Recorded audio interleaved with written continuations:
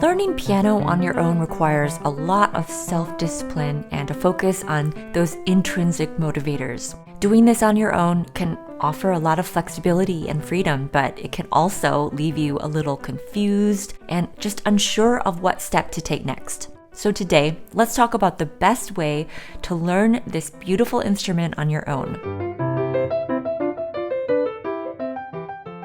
Before we get started, I want you to know that this video applies to anyone wanting to learn the piano, even those who just want to play around for fun.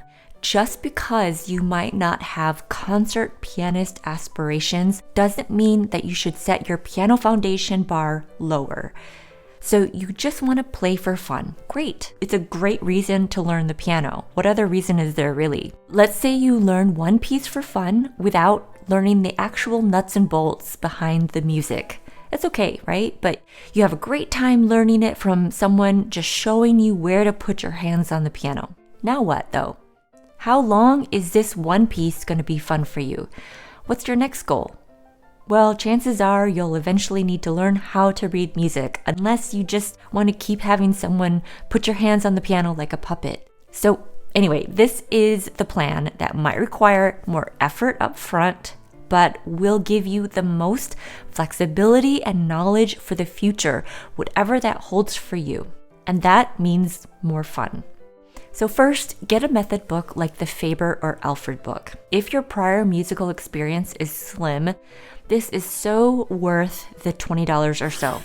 The essential piano knowledge like music notation, music symbols, and just other things that you'll see in music everywhere, it's all organized in a really smart way that doesn't overwhelm you. It's progressive and it offers peace of mind that you're learning what you need to know to set a good piano foundation. Then make a learning and practice plan. Even if you're unsure if it's the right way to go, just make it. Follow it for a bit, but you can always change it.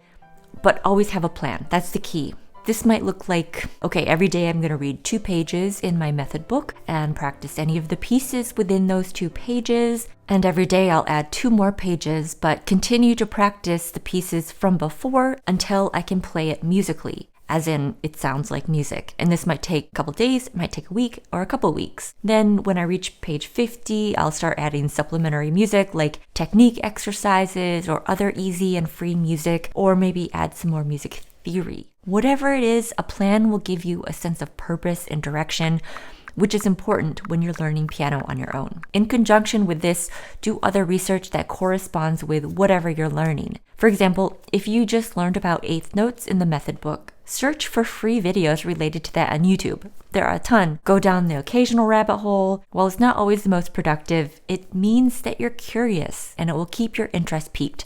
So do other research. And a quick plug for my Faber follow-along course that is in the pre-launch phase. As of this video, we're in Unit 11, and all of these videos go hand in hand with this Faber Book 1, as well as offer supplementary material like theory, ear training, and sight reading, and deep dives into what the book presents. So if you're using the Faber book or thinking about it, I want you to check this course out. The link is in the description, and right now it's only $20 a month, so look at the website for more information. Okay, next. Don't expect perfection in your playing. Yes, you want to learn concepts and theory correctly, but as far as playing goes, well, that takes years to develop. Even when you mentally understand a particular technique, like what I talked about last week, stirring the pot, it doesn't mean you'll be able to execute it perfectly. It's going to feel awkward. It's going to feel weird, but that doesn't mean that you should spend hours and hours on just that one technique.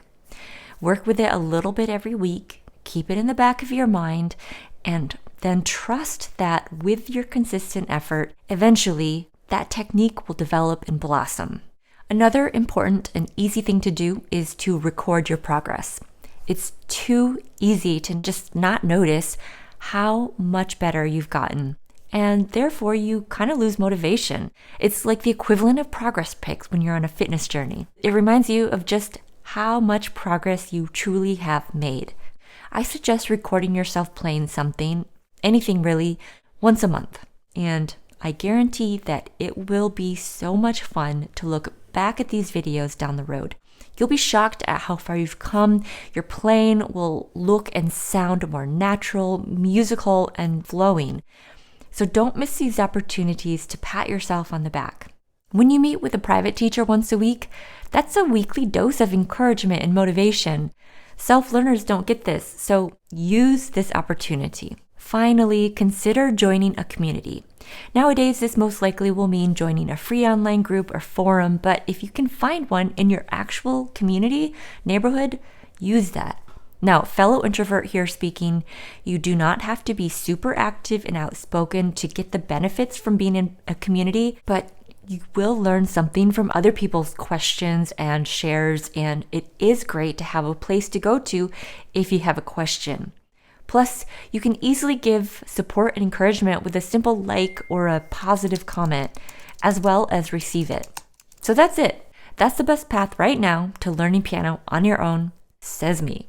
If you're currently a self-learner, let me and others know your secret formula for staying engaged and progressing. Thanks for watching, everyone, and I'll see you next time.